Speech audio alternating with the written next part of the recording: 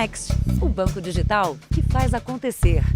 Olá, boa noite. Boa noite. Em São Paulo, um criminoso disfarçado de entregador perseguiu um homem para tentar roubar o celular dele. Dados da Secretaria de Segurança Pública mostram que na capital paulista, quase 700 celulares são roubados por dia.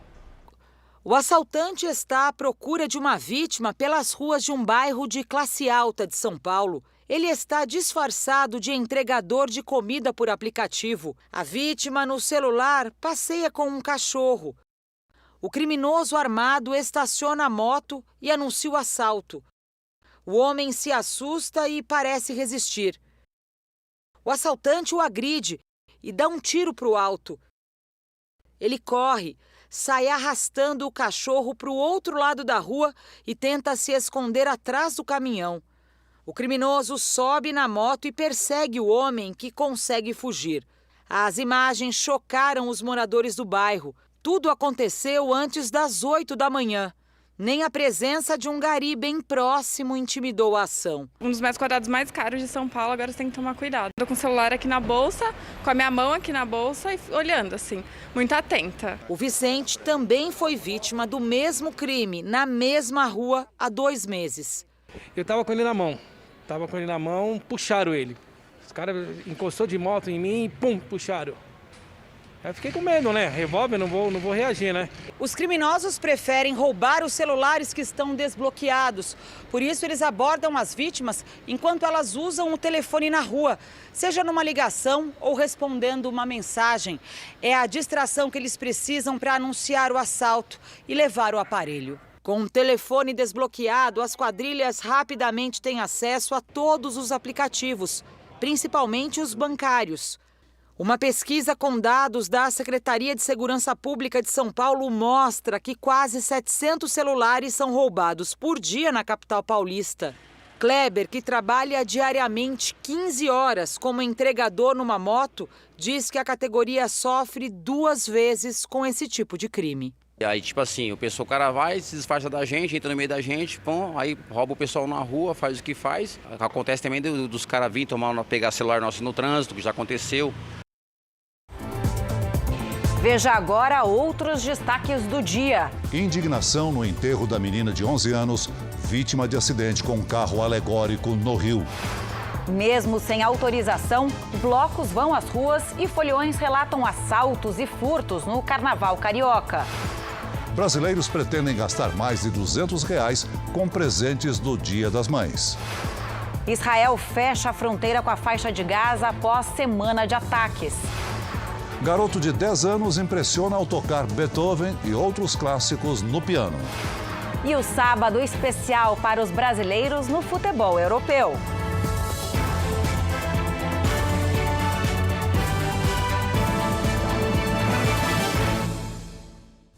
Oferecimento Bradesco Prime. Conecta você aos seus investimentos.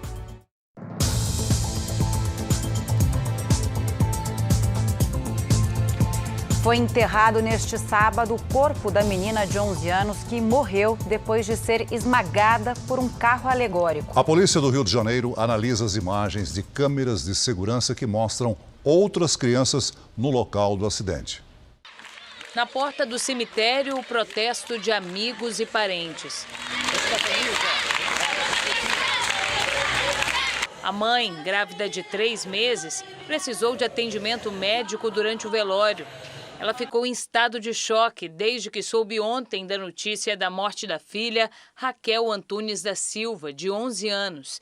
A menina foi levada ao hospital na madrugada de quinta-feira, no primeiro dia do desfile das escolas de samba.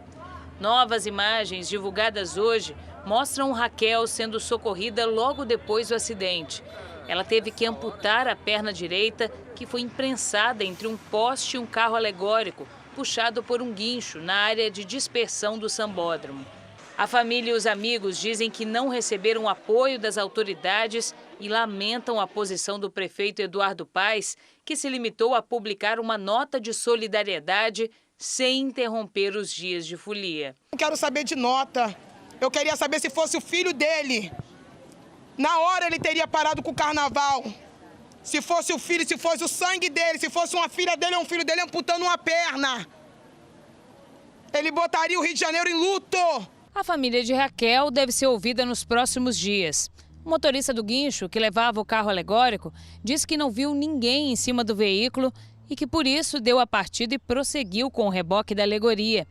Mas as imagens das câmeras de segurança do local, analisadas pela polícia, mostram o contrário.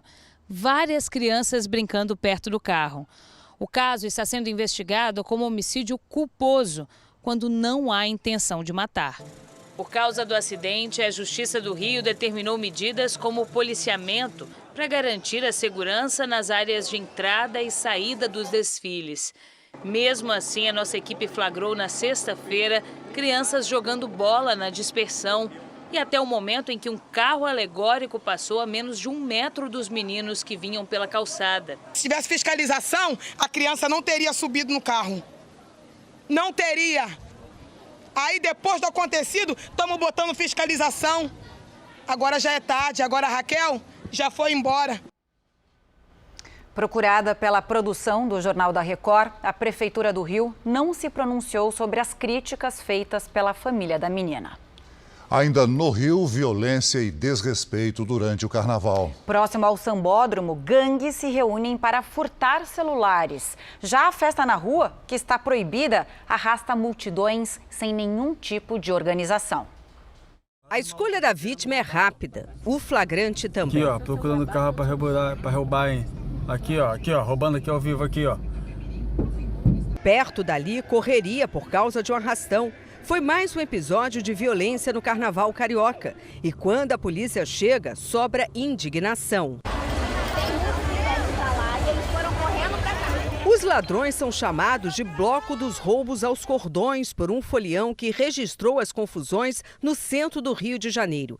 Ele destacou ainda, não se vê um guarda ou policial. Os registros de violência nesse carnaval foram feitos em ruas e avenidas como essa, que dão acesso ao Sambódromo. É por aqui que grupos fazem arrastões para roubar celulares, bolsas e joias de cariocas e turistas que vêm assistir ou desfilar na avenida. Os foliões reclamam da falta de policiamento, mas autoridades garantem que a segurança está reforçada e que 12 pessoas já foram levadas para a delegacia suspeitas de roubo. Fica esse tumulto aqui, esse miolo, como ficou o Sambódromo dentro aqui no centro, fica confuso de ambos os lados, entendeu? Todo ano a gente passa por isso, quem mora nesse pedaço aqui. Eu acho que deveria ter mais segurança. O centro da cidade também foi o local escolhido pelos blocos de rua que estão proibidos pela prefeitura. Mesmo com a restrição, o fim de semana começou com uma multidão nas ruas. Teve até banda para embalar a festa clandestina. Os blocos desfilaram sem a organização da Guarda Municipal e sem o serviço de limpeza urbana. O carnaval de rua chegou a paralisar o transporte público. Aqui, os foliões ocuparam os trilhos do VLT. Por segurança, as composições pararam. As confusões, a desordem e a sujeira deixadas pelos blocos clandestinos são registradas desde o início desse carnaval, fora de época. O Rio de Janeiro todo está muito abandonado. Tem 64 anos. É muita vergonha para o carioca ver isso. Em nota, a Prefeitura afirma que monitora toda a cidade e, quando necessário, realiza ações para garantir o melhor funcionamento do município neste período. A Companhia de Limpeza Urbana do Rio afirma que atua na limpeza conforme toma conhecimento da saída dos blocos. No Paraná, uma professora filmou quando um motorista de aplicativo tentou retirá-la à força do carro. A mulher foi agredida e prestou queixa à polícia. A passageira pegou o carro no centro da cidade de Piraquara, no interior do Paraná. O destino era uma aldeia indígena, mas quando estava perto do local, o motorista teria se recusado a seguir em frente, porque a estrada não era asfaltada. Ela insistiu. Foi quando ela começou a gravar as ofensas. Eu paguei um aplicativo para ser levada... Oi? Você pede barro.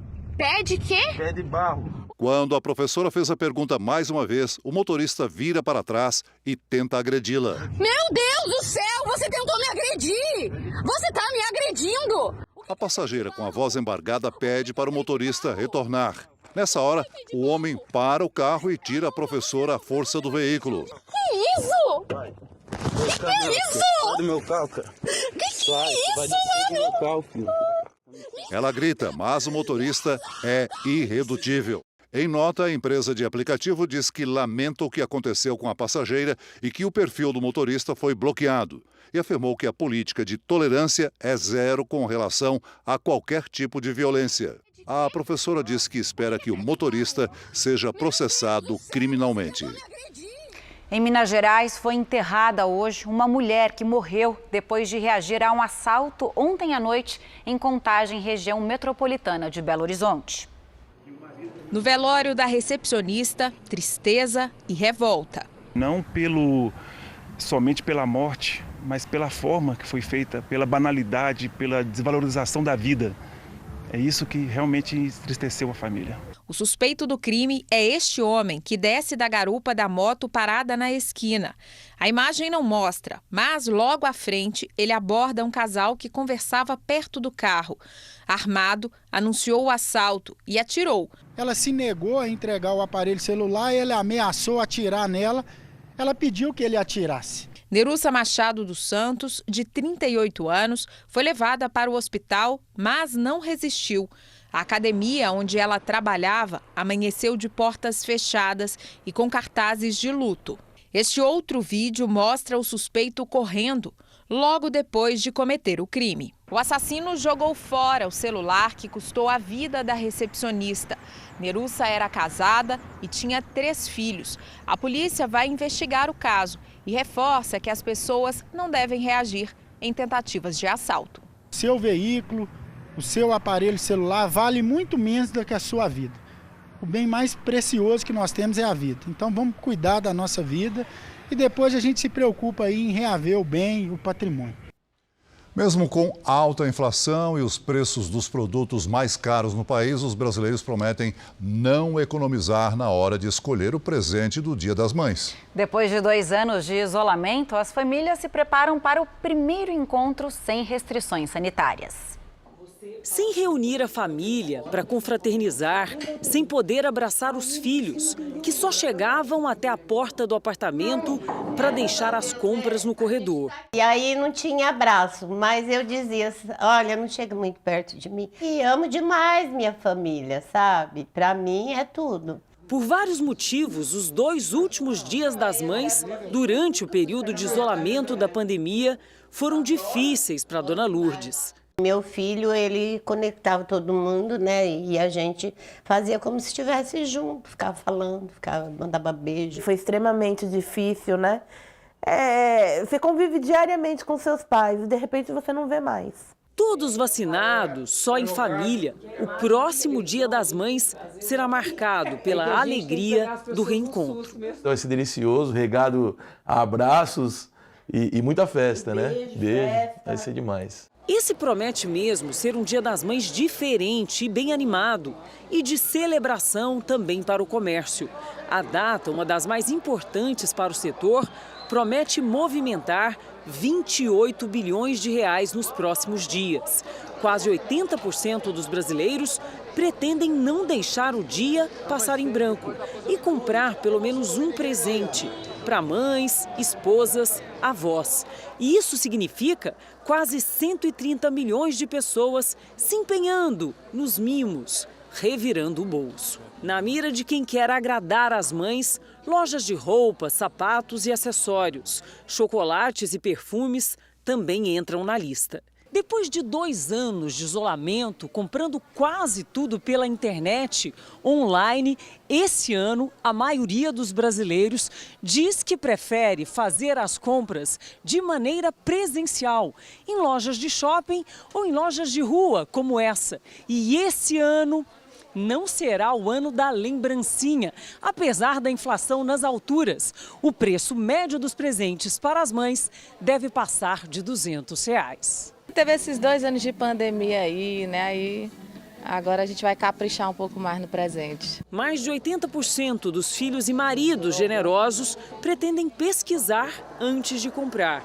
Até porque, depois de 2 anos difíceis, tem gente que anda com encomendas mais ousadas, com valores um pouquinho acima da média. Um carro seria excelente. Já pedi, não sei se vou ganhar. Ela jogou pesado, né? Será que vai levar? Hã? Vai levar? Talvez. As chamadas drogas sonoras ou drogas digitais se espalharam nas redes sociais, principalmente entre os jovens. Os sons, supostamente num volume alto, produziriam efeitos alucinógenos, mas não é nada disso não. Segundo especialistas, podem sim trazer riscos para a audição. Nas redes sociais, o que chama a atenção gera cliques. E foi o que aconteceu quando uma adolescente disse que sons de uma plataforma digital, essas batidas eletrônicas, poderiam produzir o mesmo efeito das drogas. Para funcionar, seria preciso escutar com fone de ouvido e com volume alto. Uma mentira compartilhada principalmente entre os adolescentes. A verdade é que sons desse tipo têm um efeito no cérebro. Funciona mais ou menos assim. Um ouvido escuta a música com uma frequência, o outro escuta com outra frequência. O resultado é que o cérebro mistura as duas, criando sensações diferenciadas. Essa técnica é usada em tratamentos contra estresse, ansiedade e também pode ajudar na concentração e melhora a qualidade do sono. Para a ansiedade, a frequência que parece mais convincente é entre 40 e 50 Hz. Se você faz frequência muito baixa, por exemplo 5 Hz, é o contrário. Em vez de ficar menos, a pessoa vai ficar mais ansiosa. Mas a curiosidade atrai o público jovem, como a Isabela, de 25 anos.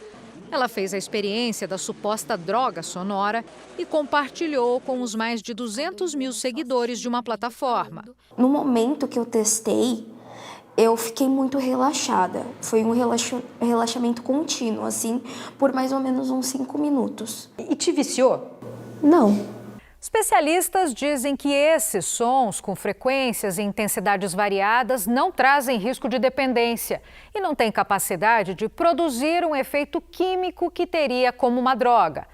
Além disso, os jovens também podem confundir o efeito relaxante com entorpecente. O cérebro, ele, devido àquela carga de adrenalina, daquela emoção de estar ouvindo um som novo, digamos assim, aquilo poderia induzir eles a ter algumas sensações que, na verdade, não são reais. Tem uma outra coisa que eu acho que é um pouco mais séria. Para dar um efeito melhor, você coloca no maior volume possível. Trauma sonoro repetido leva a prejuízo da audição. Então, aqui está um risco a longo prazo. Ao menos 5 pessoas morreram e 18 ficaram feridas no ataque do exército russo à cidade portuária de Odessa, no sul da Ucrânia. As autoridades ucranianas afirmam que mísseis russos atingiram 2 prédios residenciais em Odessa, além de uma instalação militar. No leste da Ucrânia, a cidade de Kharkiv enfrentou mais de 50 ataques nas últimas 24 horas. Esses idosos cruzaram o país e chegaram hoje ao oeste da Ucrânia em busca de mais segurança. Na cidade portuária de Mariupol, que está cercada pelo exército russo, famílias se refugiam aglomeradas em abrigos subterrâneos. Queria sair para ver o sol, para viver em paz, disse esse garotinho que está no local desde o início dos ataques em fevereiro. O Tribunal Penal Internacional investiga possíveis crimes de guerra e crimes contra a humanidade na Ucrânia, embora a Rússia negue que tenha civis como alvo. Em uma estação de metrô da capital Kiev, o presidente Volodymyr Zelensky voltou a pedir uma reunião com o presidente russo Vladimir Putin para acabar com a guerra, mas afirmou que se soldados ucranianos forem mortos em Mariupol, vai desistir das negociações. Zelensky também anunciou que amanhã vai receber o secretário de Estado americano, Antony Blinken, em Kiev. A visita acontece após 2 meses do início da invasão russa. Israel anunciou hoje que a única passagem de pedestres para a faixa de Gaza continuará fechada. A decisão de bloquear as fronteiras é uma resposta após 3 foguetes serem lançados do território palestino no sul de Israel na noite de sexta-feira. Foi uma semana de confrontos violentos entre a polícia israelense e manifestantes palestinos na cidade antiga de Jerusalém. Imagens mostram palestinos jogando pedras e fogos de artifício contra a polícia, que responde com bombas de gás lacrimogênio. Centenas de palestinos foram presos e dezenas de pessoas ficaram feridas nos dois lados do conflito. Os tumultos ocorreram em uma das regiões mais famosas de Jerusalém, o complexo onde fica a Mesquita de Al-Aqsa, um local sagrado para os muçulmanos, e o Monte do Templo, também sagrado para os judeus. Em um esforço para minimizar os atos violentos, a polícia israelense anunciou que apenas os muçulmanos podem visitar o local dos conflitos desde ontem até o final do mês. Além disso, Israel também fechou a única passagem para pedestres na fronteira com a faixa de Gaza. Milhares de pessoas que passam por ali diariamente serão afetadas. Em uma demonstração de apoio aos palestinos em Jerusalém, 5 foguetes foram lançados de Gaza contra Israel somente esta semana. Aviões israelenses responderam com ataques a alvos militares dentro da faixa. Após meses de silêncio na fronteira, os foguetes marcam uma preocupante escalada do conflito. Não é a primeira vez que manifestantes palestinos entram em confronto com a polícia israelense durante o mês sagrado do Ramadã em Jerusalém. No ano passado, o aumento das tensões levou a uma guerra de 11 dias entre Israel e o grupo extremista Hamas. Veja a seguir. Projeto ambiental tenta evitar que tatus prejudiquem produtores de mel em Mato Grosso do Sul. E você vai ver também, a conta de luz já está mais cara em 4 estados do Nordeste.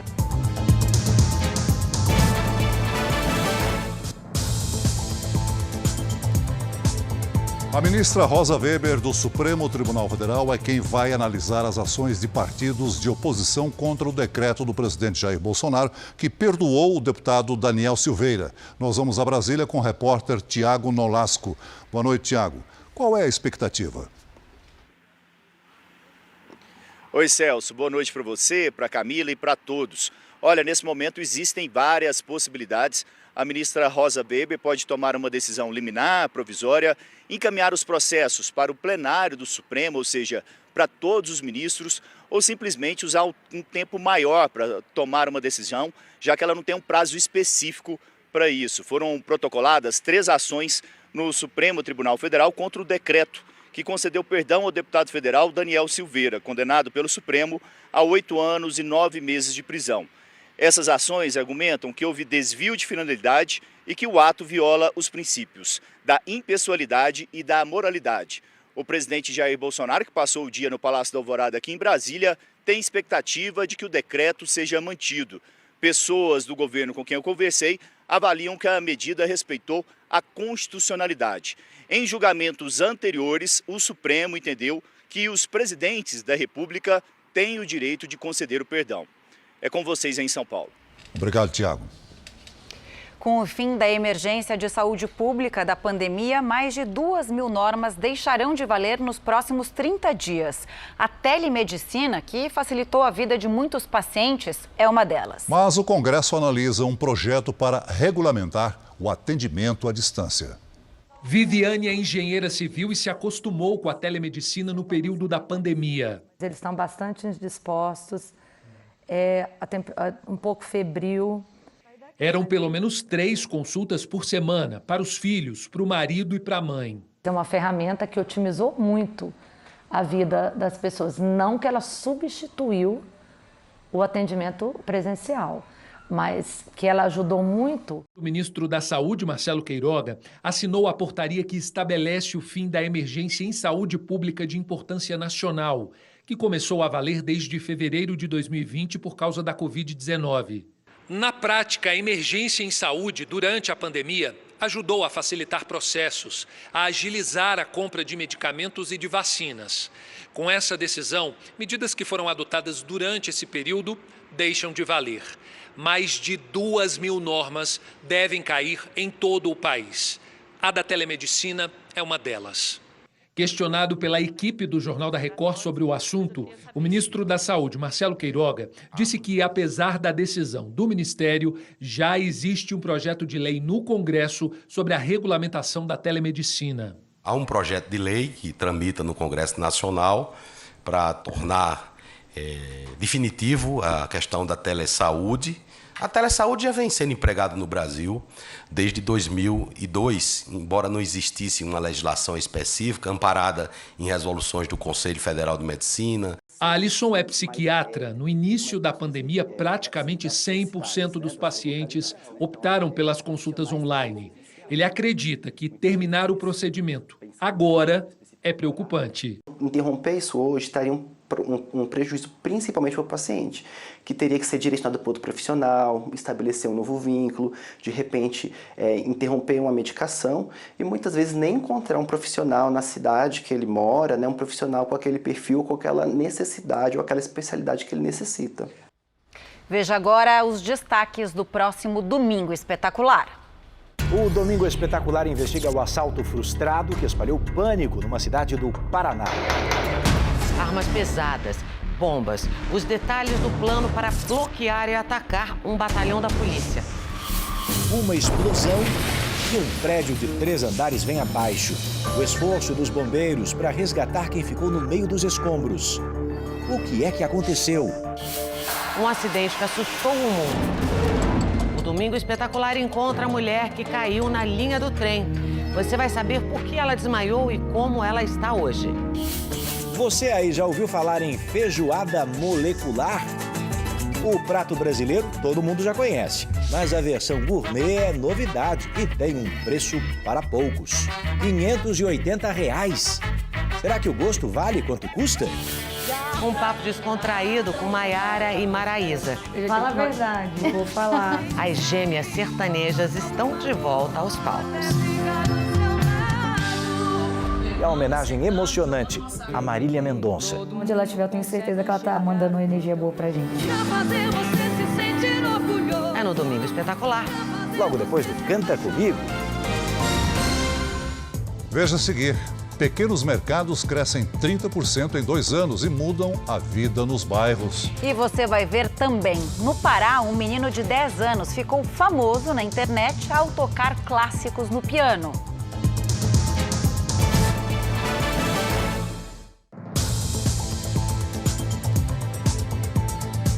A conta de luz já está mais cara em 4 estados do Nordeste. O reajuste vai reduzir parte da economia que os clientes teriam com o fim da tarifa extra, que era cobrada até a semana passada. O cochilo da tarde agora vai ser com ar-condicionado desligado. Micro-ondas só de vez em quando. E as luzes são mantidas apagadas o máximo de tempo possível. Tudo porque a conta de energia na casa da Luciana e do marido já passa dos R$190. Cada dia que passa está pior. A gente está tentando sobreviver de teimoso. A conta de luz ficou mais cara para cerca de 12 milhões de brasileiros de 4 estados do Nordeste. O novo reajuste passa a valer uma semana depois que o governo federal suspendeu a bandeira tarifária de escassez hídrica. O reajuste anual deixou a energia mais cara para os consumidores do Ceará, da Bahia, do Rio Grande do Norte e de Sergipe. Nesses estados, a economia de cerca de 20% com a volta da bandeira verde quase não deve ser percebida pelos clientes. O outro ponto bastante preocupante do aumento da energia elétrica é esse fator cadeia, que ele pode puxar o preço de todos os demais produtos junto com o aumento da energia. No Salão de Nalva, a conta de energia chega a R$3 mil. E nesse momento ela diz não ter como repassar o custo para as clientes. É secador, é prancha, é babyliss, está muito preocupante. Em Goiás, os cartórios agora são obrigados a notificar órgãos do governo sobre recém-nascidos registrados sem o nome do pai. A lei tenta facilitar a abertura de processos de reconhecimento de paternidade.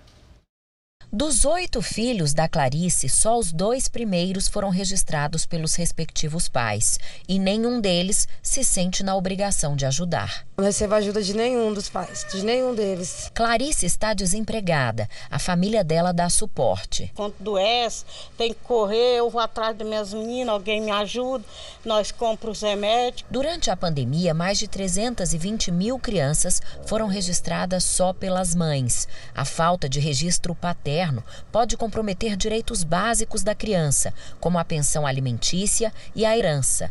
Dados do Conselho Nacional de Justiça indicam que mais de 5,5 milhões de crianças não têm o nome do pai na certidão de nascimento. Aqui em Goiás foi sancionada uma lei que obriga os cartórios a informar ao Ministério Público e à Defensoria Pública todos os registros de crianças que não constarem o nome do pai. A medida tem como principal objetivo facilitar a abertura de processos de reconhecimento de paternidade.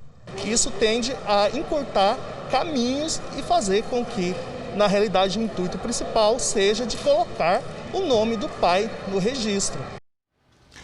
Os mercadinhos de bairro, aqueles que a gente tem à disposição na esquina de casa, vêm surpreendendo. Durante a pandemia, apesar de tudo, aumentou a presença na vida das pessoas. Nos últimos 2 anos, o crescimento desse tipo de negócio chegou a 30%. Você certamente já ouviu falar que a crise é a mãe da criatividade, né? Então deixa eu te apresentar o Daniel, cria de Paraisópolis, comunidade da Zona Sul de São Paulo. No início da pandemia, em 2020, ele e um amigo se uniram para revender produtos de mercados próximos para os moradores do bairro. Para isso, eles criaram um aplicativo bem básico de entrega de comida. O negócio deu tão certo que evoluiu para um mercadinho próprio, num ponto onde antes praticamente não havia esse tipo de comércio. Eu usei a minha moto, ele usava a dele, aí falou, cara, tá dando bem. Aí falou, vamos montar um time, contratar pessoas e alugar um espaço que a gente, além de ter a plataforma, o nosso e-commerce, a gente tem um espaço físico que hoje a gente emprega 10 pessoas. A loja foi inaugurada em setembro do ano passado e logo atraiu uma clientela fiel. Nós precisamos das coisas e não vai olhar para dentro, que é longe, né?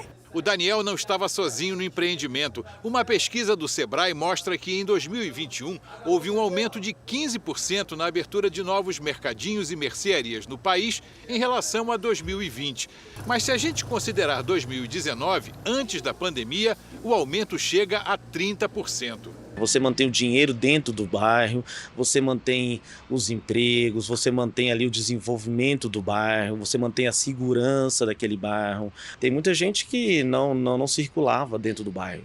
Hoje ele já conhece o dono da vendinha, ele conhece o dono da panificadora, chama pelo nome. Esse é o diferencial do pequeno negócio dentro do bairro. Hoje, o Brasil tem aproximadamente 400 mil estabelecimentos desse tipo registrados que atendem a região onde atuam e geram empregos. A Cristina, por exemplo, que é caixa, nunca tinha trabalhado antes.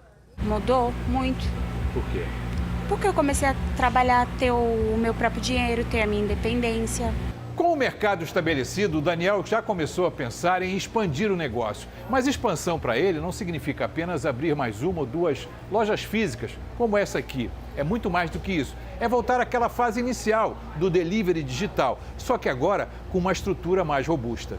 Vamos trabalhar com delivery e trabalhar no porta a porta, né? Que eu acho que quando você entrega o produto na porta do cliente, é muito mais do que um produto. Você está entregando a dignidade dela receber o produto na casa dela. Nos últimos 5 anos, construir ou reformar casas no Brasil ficou 50% mais caro. Só nos primeiros 3 meses deste ano, o custo de material de construção e mão de obra avançou mais de 2%.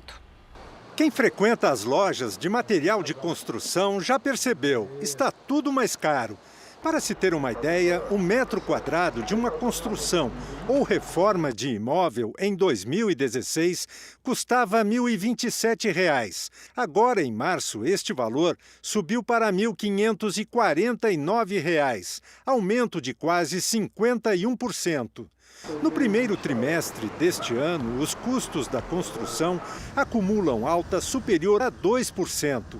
Entre os índices que mais pesaram nesta conta está o aço, que ficou 90% mais caro. Com a pandemia, houve uma retração, uma redução da oferta desses insumos de materiais de construção, commodities como aço, por exemplo, muito forte em 2020. Então as empresas, de repente, reduziram a produção e isso fez com que os preços subissem no mercado internacional. Para ajudar nas reformas, muitos brasileiros estão recorrendo a linhas de crédito específicas, onde o próprio imóvel é dado como garantia. Alguns bancos públicos, como a Caixa, têm condições específicas para financiar a compra de material de construção.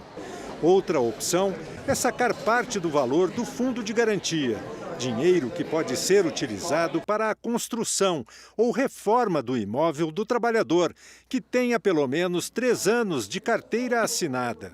Quem já se decidiu pela obra precisa olhar bem os preços. Conferir as ofertas de cada loja virou exercício obrigatório. Bloco, piso, tá caro. Tem que correr atrás dos preços, senão fica no prejuízo. Para os comerciantes, a estratégia é encontrar o equilíbrio entre o reajuste do preço das mercadorias e as necessidades dos clientes. Na hora de vender, eu não posso botar 20% de repente. Se você aumenta em doses homeopáticas, 3% hoje, 5% outra semana, e você chega depois de 2 meses, mais ou menos no preço que você tem que chegar, tenho certeza absoluta que o cliente vai aceitar isso tranquilamente. Adaptar o orçamento doméstico à realidade dos preços é um desafio. A Shirley está construindo um quarto, este aqui, para a mãe, e mudando a lavanderia de lugar, que vai passar a ocupar o piso superior. Ela já gastou quase R$40 mil e não terminou as obras. A gente acaba usando de recursos como cartão de crédito, financiamento, parcelamentos acima de 10 vezes. É mágica, né? Andar na corda bamba. A fila de pessoas que aguardam por um transplante de córnea aumentou 80% durante a pandemia. As cirurgias eletivas foram adiadas, mas agora a fila começa a andar, para alívio dos pacientes e das famílias.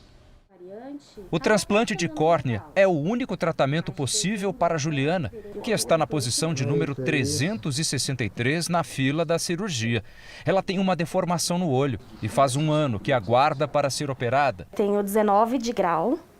Se eu tirar meu óculos e fechar meu olho direito, eu não consigo mais enxergar nada no meu olho esquerdo. Totalmente todo borrado. A pandemia atrasou o agendamento das cirurgias eletivas. Por isso, a recepcionista não sabe quando será chamada. Eu fico muito ansiosa, eu estou sempre me preparando para isso. Dados da Associação Brasileira de Transplantes de Órgãos mostram com mais precisão como a pandemia afetou essas cirurgias. Em 2019, foram quase 15 mil transplantes de córnea. Já no ano seguinte, com a pandemia, esse número caiu praticamente pela metade, cerca de 7 mil. E no meio disso tudo, a fila de espera, que só aumentou. Por ser uma infecção por vírus, o nosso receio era transmitir esse vírus para quem vai receber o transplante. Então, a seleção, o número de doadores diminuiu bastante, porque nós tínhamos que fazer a triagem desses doadores, tinha que realizar exames como o RT-PCR, a dificuldade de fazer. Ainda segundo a associação, a fila aumentou em 80% nesse período. No fim do ano passado, havia quase 19 mil pessoas aguardando por transplante de córnea. Mas assim que a vacinação avançou, o cenário dos transplantes começou a mudar. 2021 fechou com 12.700 transplantes. O Pedro foi um dos chamados. Do jeito que está agora, eu já consigo enxergar 1000 vezes melhor. Ajudou muito, muito, muito, muito. O número de casos de dengue no país cresceu mais de 95% em relação ao ano passado. Na região sul, o aumento preocupa as autoridades de saúde. Quase um mês depois de ser diagnosticada com dengue, a Giselda ainda se lembra de tudo que passou. É horrível. Bastante dor de cabeça, dor nos olhos, a febre alta, a dormência no corpo, muita alergia, muita coceira. Só neste sábado, o Rio Grande do Sul registrou mais 3 mortes pela doença, totalizando 8 óbitos, e está em alerta máximo contra a dengue. Como a infestação de mosquitos está bem alta, porque tem chovido e feito bastante calor ainda, né? Isso favorece a proliferação do vetor. Porto Alegre é uma das cidades da região sul do país mais afetadas pela doença. Em 2019, foram registrados cerca de 500 casos de dengue. Até então, o pior ano desde que o monitoramento começou a ser feito. Só que agora, em menos de 4 meses, este número triplicou. A prefeitura notificou mais de 1.500 infecções no município. Outras cidades do Brasil também registram uma disparada nos números de casos de dengue. Segundo o Ministério da Saúde, Goiânia, com 27.006 casos. Brasília, com 22.513 casos. E Palmas, com 8.189 casos, são as mais afetadas. De janeiro a abril deste ano, em relação ao mesmo período do ano passado, o crescimento no país foi de mais de 95%.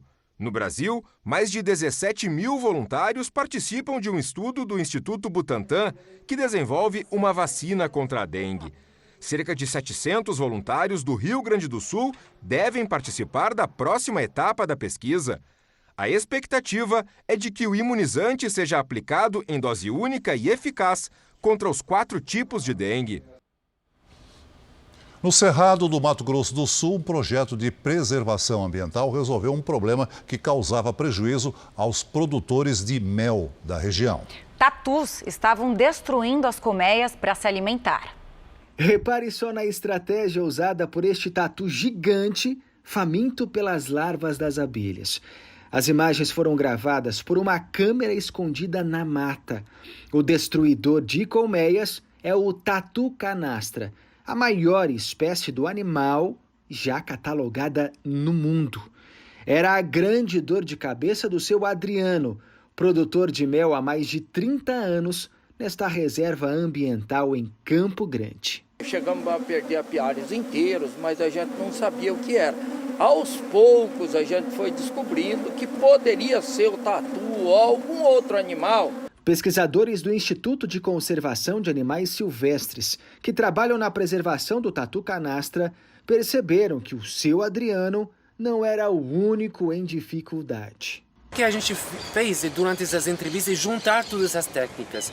Colocamos câmeras, filmamos o que dá certo, não dá certo, e aí publicamos um guia de convivência. Para evitar prejuízo, é preciso manter o tatu distante. Aí existem algumas alternativas. Aqui, por exemplo, olha só, a área inteira ela foi cercada. Mas com um detalhe importante, embaixo também existe uma estrutura de concreto para evitar que o tatu passe para o lado de cá, por baixo da terra. Em fase adulta, o tatu canastra pode pesar até 50 quilos e atingir 1 metro. Ameaçado de extinção, em algumas regiões do Brasil, ele já nem existe mais. Quem faz a adequação do apiário recebe um certificado de qualidade, baseado em normas internacionais. A gente também quer conservar o habitat do tatu canastra, eles querem conservar o cerrado, então são parceiros fantásticos, né? É uma sensação indescritível, porque eu tenho certeza que meus netos, bisnetos vão saber desse trabalho que a gente fez e provavelmente vão conseguir visualizar esse animal na natureza, que está cada dia mais difícil, e eu estou fazendo a minha parte. Mais de 100 imigrantes foram resgatados em alto mar, próximos à costa da Líbia. A operação de resgate aconteceu hoje de manhã e ninguém ficou ferido. 4 crianças e uma mulher grávida estavam a bordo do bote. Os imigrantes tentavam atravessar o mar Mediterrâneo em direção à Europa. A inflação no Japão subiu pelo 4º mês seguido e deve atingir 2% em abril. A alta foi impulsionada principalmente pelos preços da energia e dos produtos alimentares que tiveram impactos da guerra na Ucrânia. Pela primeira vez em décadas, os japoneses se deparam com um problema comum no restante do mundo: a inflação. À medida que avança a guerra no leste europeu, aumentam os preços, principalmente dos alimentos básicos. Ucrânia e Rússia são grandes produtores de trigo e de fertilizantes. Estamos vivendo uma crise, desabafa esta vendedora de comida em Tóquio. Neste posto, por exemplo, o litro da gasolina normal é vendido pelo equivalente a cerca de R$ 6 há pelo menos uma semana. Para impedir a alta nas bombas, o governo japonês decidiu arcar com parte dos custos do combustível. Mesmo que o preço seja reajustado na distribuidora, o dono do posto pode pedir a diferença para o governo. Com isso, acaba o repasse para o consumidor. O pacote emergencial que cobre essas despesas é avaliado em mais de 90 bilhões de reais e deve ser apresentado na semana que vem pelo primeiro-ministro Fumio Kishida para aprovação no parlamento. Para diminuir o impacto no bolso dos cidadãos, o governo japonês vai distribuir uma ajuda de 50 mil ienes, ou seja, R$ 1.800 para cada criança das famílias de baixa renda. Além disso, já existe a garantia de um auxílio de R$ 5.600 em vigor desde o ano passado. Um laudo divulgado hoje apontou que o cinto de segurança do colombiano Fred Rincón estava mal colocado no momento do acidente. O documento do Instituto de Medicina Legal da Colômbia revela que o ex-jogador usou o cinto de segurança de maneira errada e que isso agravou os ferimentos causados no momento do acidente. Os especialistas também confirmaram que era Rincón que estava dirigindo o veículo. Futebol. O Paris Saint-Germain de Neymar garantiu o título do campeonato francês com 4 rodadas de antecedência. Foi dele o passe para Messi, que chutou forte e abriu o placar contra o Lens, em Paris. Um belo gol do argentino. Mas no final, o Lens empatou. Jean aproveitou o cruzamento e deixou tudo igual. Com o empate, o PSG chegou ao 10º título no campeonato francês. E no campeonato inglês, pela primeira vez, um jogador brasileiro fez 4 gols na mesma partida. Foi na goleada do líder Manchester City. O primeiro de Gabriel Jesus contra o Watford saiu logo aos 3 minutos.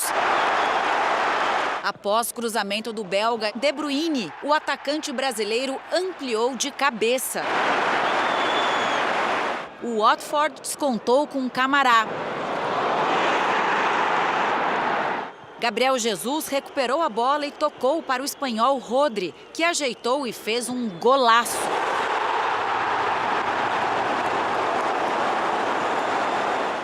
No segundo tempo, o camisa 9 sofreu pênalti e marcou o terceiro dele. Para completar, tabelou com De Bruyne e fechou o placar. 5-1 Manchester City, 4 gols de Gabriel Jesus. Aqui no Brasil começou a terceira rodada do Campeonato Brasileiro. Vamos ver os gols dos jogos da tarde. Em Bragança Paulista, o RB Bragantino saiu na frente do São Paulo. Alejandro fez o gol de joelho. O empate saiu no segundo tempo. O Wellington cruzou e Éder cabeceou no canto. Bragantino 1, São Paulo 1. Em Curitiba, o Atlético recebeu o Flamengo. Pênalti de Isla em Marcelo Cirino. O uruguaio Terans bateu bem e garantiu a primeira vitória da equipe paranaense no Brasileirão. Foram enterradas hoje as 3 vítimas do desabamento de um prédio em Vila Velha, no Espírito Santo. Parentes e amigos se despediram de Eduardo Cardoso, de 68 anos, da filha dele, Camila Morassuti, e da neta, Sabrina Morassuti, de 15 anos. A outra filha de Eduardo, Larissa Morassuti, de 37 anos, continua internada na UTI. O estado de saúde dela é estável. Os bombeiros encerraram as buscas, mas o trabalho da perícia deve durar mais 20 dias e investiga o que provocou a explosão e o desabamento do prédio de 3 andares na última quinta-feira. Um programa do governo federal promete facilitar a compra da parte da União dos chamados terrenos de marinha. Por meio de um aplicativo de celular, os proprietários podem ficar livres do pagamento de taxas e impostos. Os critérios para a definição dos terrenos de marinha remontam aos tempos do Império. São áreas demarcadas que abrangem boa parte dos imóveis à beira-mar pelo país. Em Santa Catarina, os arranha-céus da Avenida Atlântica, em Balneário Camboriú, e na Avenida Beira-Mar Norte, em Florianópolis, por exemplo, são áreas de marinha. Nesses casos, o proprietário tem 83% da área e o governo federal os 17% restantes. E todo ano, os donos são obrigados a pagar à União uma taxa de 0,6% sobre o valor do imóvel, além de um imposto de 5% cobrado nas transações de compra e venda. Em todo o país, 300 mil donos de imóveis podem ser beneficiados. Um programa do governo federal vai permitir que esses proprietários comprem a parte da União nos terrenos de Marinha, com desconto de 25% para pagamento à vista. E tudo de forma simplificada por meio de um aplicativo de celular. A vantagem principal é ter o domínio pleno da área. Você não vai ter mais que lidar com união. A cada vez que houver uma transferência, seja sucessão ou venda, aí sim não tem mais que pagar o laudêmio, não existe mais taxa anual, você passa a ter o domínio pleno. O programa começou pelo Rio de Janeiro no ano passado e será ampliado ao longo deste ano. Quem não concorda não é obrigado a aderir ao plano e pode discutir os valores na justiça. O que tem que se avaliar, na verdade, é o benefício real que cada proprietário terá. Qual é a sua intenção, se é de venda. Então, vai ser assim uma conta aritmética a fazer. Então, tem que ver se isso é vantajoso ou não. Agora, a previsão do tempo: a chuva diminuiu no litoral da Bahia, mas ganhou força entre o Ceará e o Piauí. A Lidiane Sayuri já está aqui com a gente neste plantão, né, Lid? Boa noite a você. Esse cenário segue também no domingo? Segue sim, Camila. Boa noite para você, para o Celso, para quem nos acompanha. Olha só, as imagens de satélite mostram muitas nuvens entre o norte e o nordeste. Isso é comum para essa época do ano, Lid? Olha, Camila, comum não é, viu? Mas acontece porque estamos sob a influência do Laninha. O Laninha aquece as águas do oceano e é justamente esse calorzinho que alimenta as nuvens de chuva. Sem Laninha, o encontro de ventos entre os hemisférios formaria nuvens que rapidamente seriam dispersadas. Mas agora, com o calor servindo de combustível, elas não se afastam com tanta rapidez. Por falar em vento, moradores de São Paulo foram surpreendidos por rajadas. Em Santos, no litoral paulista, o Felipe Vieira flagrou o tombamento de motos estacionadas e, inclusive, uma pessoa que chegou a abraçar um coqueiro para não se desequilibrar com as rajadas de 90 km por hora. Neste domingo, tem previsão de chuva nos estados do norte, com risco de temporais no Pará, Amapá, no Amazonas e também em Roraima. Ventos quentes e úmidos da região norte formam nuvens de chuva também na região sul. Nas áreas claras do mapa, aí sim, o tempo fica firme e seco. Em Florianópolis, domingo de sol, com máxima de 24 graus. No Rio de Janeiro, pode chover fraco e faz 29. Em Campo Grande, 31 com pancadas de chuva. Em João Pessoa e em Manaus, até 32. Na capital paulista, tem uma pequena chance de chuva isolada à tarde. Máxima de 29.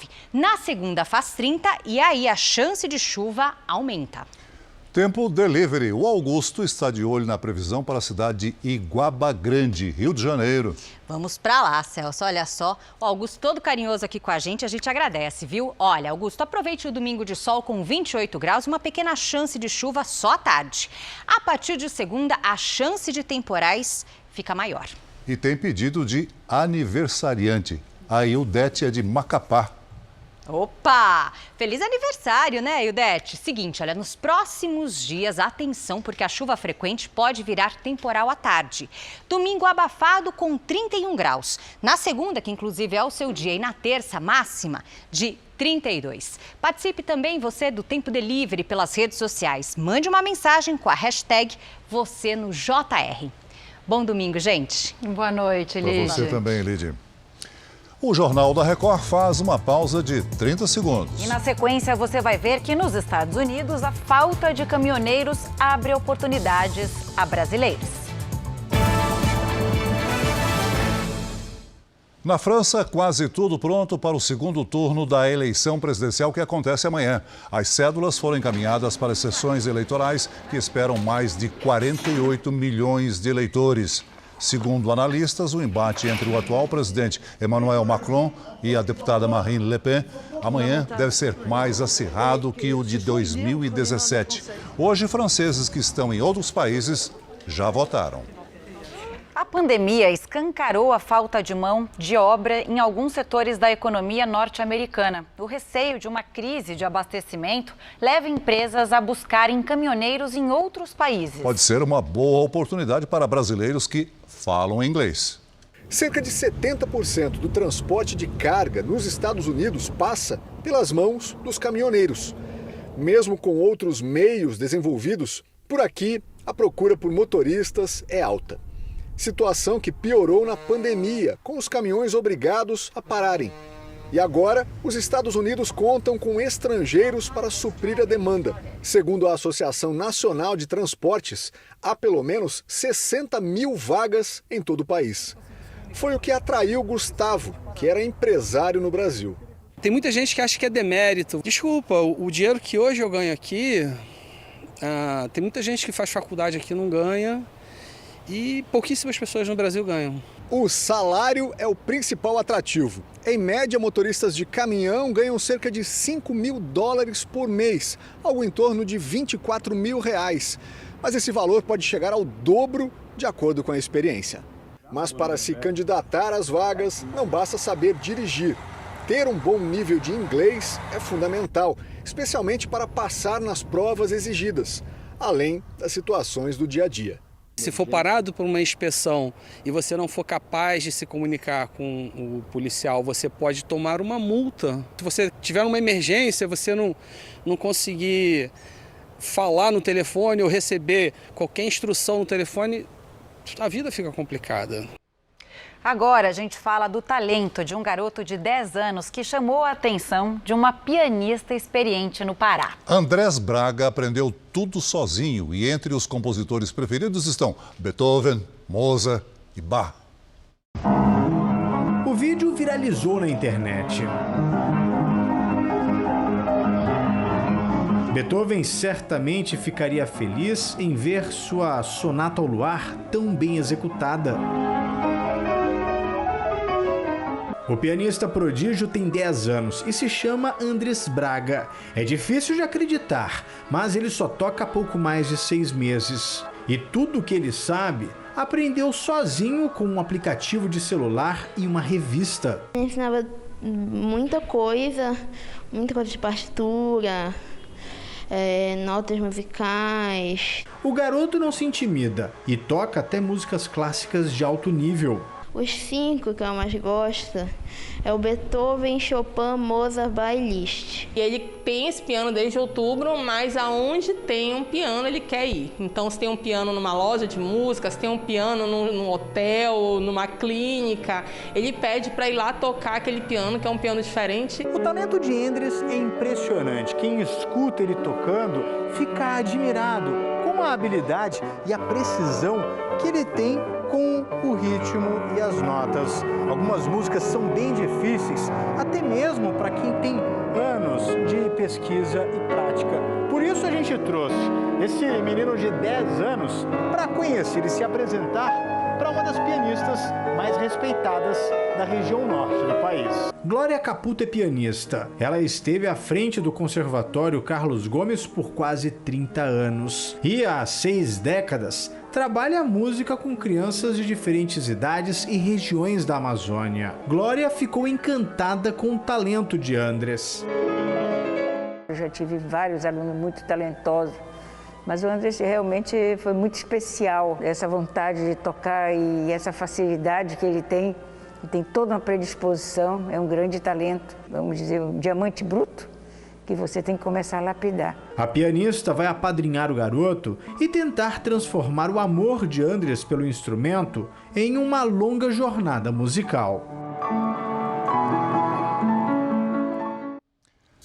O Jornal da Record termina aqui. A edição de hoje na íntegra e também a nossa versão em podcast estão no Play Plus e em todas as nossas plataformas digitais. Fique agora com os melhores momentos de Reis e a partir de segunda-feira estreia a 2ª temporada, o início da história de Saul, o primeiro rei de Israel. Boa noite e ótimo domingo para você. Boa noite.